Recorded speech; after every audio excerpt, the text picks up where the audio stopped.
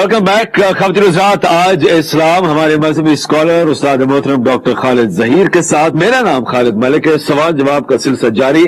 याद दिलाता चलूं आपको कि आप कोई भी सवाल पूछ सकते हैं इस नंबर पर व्हाट्सएप वीडियो के जरिए। लेकिन क्योंकि आज का मौजू बहुत अहम है, जो अभी इस वक्त जो हालात है उनको मद्देनजर रखते हुए, तो मैं डॉक्टर खालिद ज़हीर से पूछना चाहूंगा।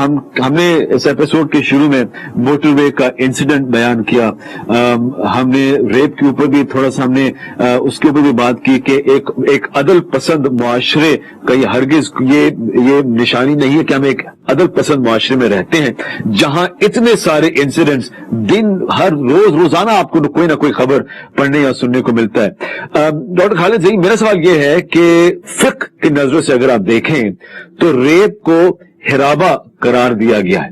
पहला सवाल यह कि इसकी वजाहत कर दें कि हिराबा क्या है, और दूसरा सवाल इसी के साथ, क्या हमें कोई सबूत मिलता है इस्लामी तारीख में, खा वो ताबीन के दौर से हो या उस्मानिया खलीफा के उस दौर से हो, कि उन्होंने कौन सा रास्ता इख्तियार किया था इस जुर्म के लिए? जी डॉक्टर खालिद। देखिए, जहां तक तो इस बात का ताल्लुक है कि हिराबा क्या है, वो तो मैंने आपको इससे पहले भी आय मुबारका का हवाला दिया। ये सूरह मायदा की आयत नंबर 33 है, जिसमें अल्लाह ताला का इरशाद है कि इन्नमा जज़ाउल लज़ीना युहारिबून अल्लाह व रसूला। यही वो हिराबा के लिए लफ्ज इस्तेमाल होता है, हिराबा का लफ्ज इस्तेमाल होता है इस मकसद के लिए, जो अल्लाह और उसके रसूल के खिलाफ जंग करें, व यसाउना फिल अर्दी फसादा, और जमीन में फसाद मचाएं। और फिर उसके बाद वो 4 सजाएं बयान की गई हैं, जिनका कि मैंने जिक्र इससे पहले किया। सो हिराबा यानी अल्लाह और उसके रसूल के खिलाफ जंग, ये असल में ताबीर है। आप कहिए कि ये एक मेटाफोरिकल डिस्क्रिप्शन है इस मकसद के लिए कि ये अल्लाह के दीन की बुनियाद पर बनाए हुए निजाम और सल्तनत के खिलाफ बगावत है। ये जो आपने बात की कि तमाम अहले सुन्नत इसको हिराबा मानते हैं, मेरा ख्याल है ऐसा नहीं है। हमारे यहाँ ये बहस बहुत नुमायां हुई। अनफॉर्चुनेटली जब हुदूद ऑर्डिनेंस हमारे यहाँ नाफिज हुआ, उसमें हमारे उस कानून में बदकिस्मती से रेप को जिना के साथ कंफ्यूज किया गया, और वो बेचारी औरतें कि जो दरिंदों के हाथों रेप होती, उनके ऊपर ये जिम्मा लगाया जाता, ओनस उन पर होता कि वो इसको साबित करें कि ये जुर्म उन्होंने नहीं किया या किसी और ने उनके खिलाफ किया है। चूंकि वो बेचारियां आती ये दावा लेके कि उनके साथ ये घिनौना जुर्म हुआ है, तो अदालत ये तय करती कि भाई आपने तो अपने जुर्म का इकरार कर लिया है, हालांकि ये उन बेचारियों का जुर्म होता ही नहीं, उन्होंने जिना थोड़ी किया है। जिना तो उसको कहेंगे कि जिसमें मर्द और औरत दोनों ने अपनी आजादाना मर्जी से एक गुनाह किया है। ये तो एक बिल्कुल मुख्तलिफ नौइयत का जुर्म है। आपने पूछा कि तारीख में क्या ऐसे वाकयात हुए, मैं आपको ये बता सकता हूं कि नबी अकरम सल्लल्लाहु अलैहि वसल्लम ने जो रजम की सजा दी, यानी स्टोनिंग टू डेथ, ये असल में इसी आय मुबारका में जो पहली सजा बयान की गई है, अन युक़त्तलू, कि उनको बेदर्दी से कत्ल कर दिया जाए, ये असल में वो सजा है।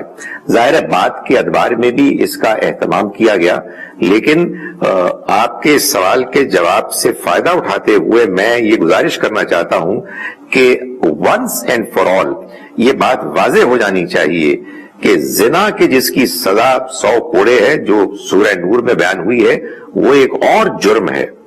और रेप, जिसमें कि एक औरत को, बेचारी को किसी शख्स या अफराद के ख्वाहिशात के भेंट चढ़ा दिया जाता है जबरदस्ती, ये बिल्कुल दूसरा जुर्म है। और ये बात आपने सही पॉइंट आउट की कि ये असल में हिराबे यानी अल्लाह और उसके रसूल के खिलाफ जंग करने वाले जुर्म की कैटेगरी बनती है।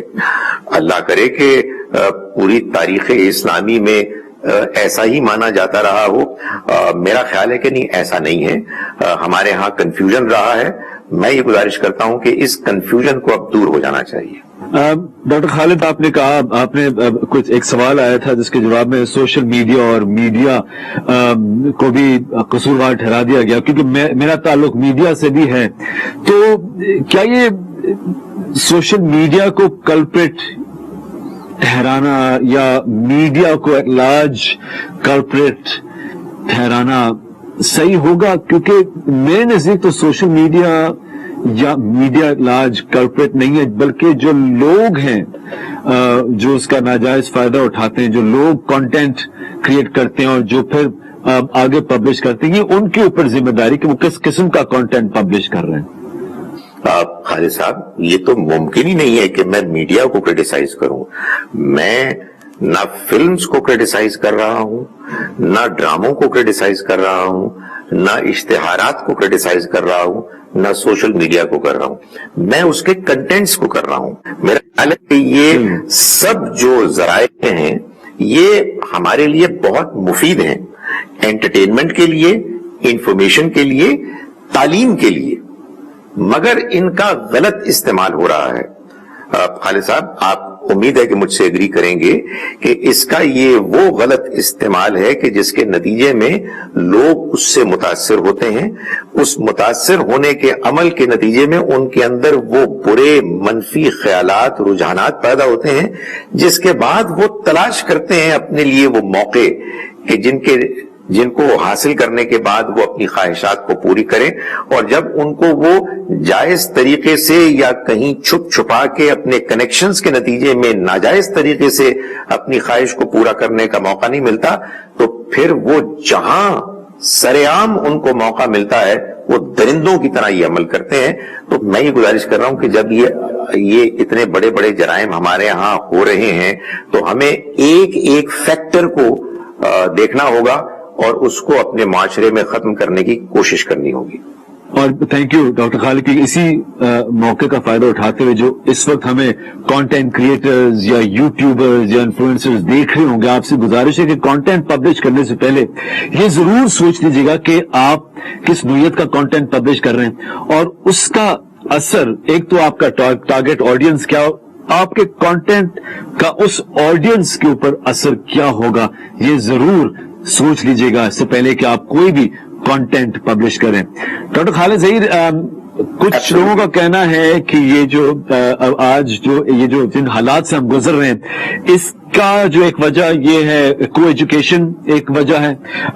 کوئی ایک طبقہ یہ کہتا ہے کہ جی جو ہمارے سکولز میں کریکولم ہے یعنی کہ the lack of reproductive education یا سیکس ایجوکیشن اس ایک سپریس سوسائٹی اس کا ایک وجہ ہے. آپ کیا کہتے ہیں؟ دیکھیے، ایک بات تو اچھی طرح سے ہم سمجھ لیں، جان لیں اور ایڈمٹ کر لیں، ریپ صرف پاکستان میں نہیں ہوتے، ریپ امریکہ میں بھی ہوتے ہیں، ریپ یورپ میں بھی ہوتے ہیں. میں یہ بات فخر سے نہیں کہہ رہا، میں اپنے معاشرے کا دفاع نہیں کر رہا، لیکن جب ہم کسی پرابلم کی انالیسس کرتے ہیں تو پھر ہمیں ہر حقیقت کو جان کر اس کا اعتراف کر کے اینالائز کرنا چاہیے.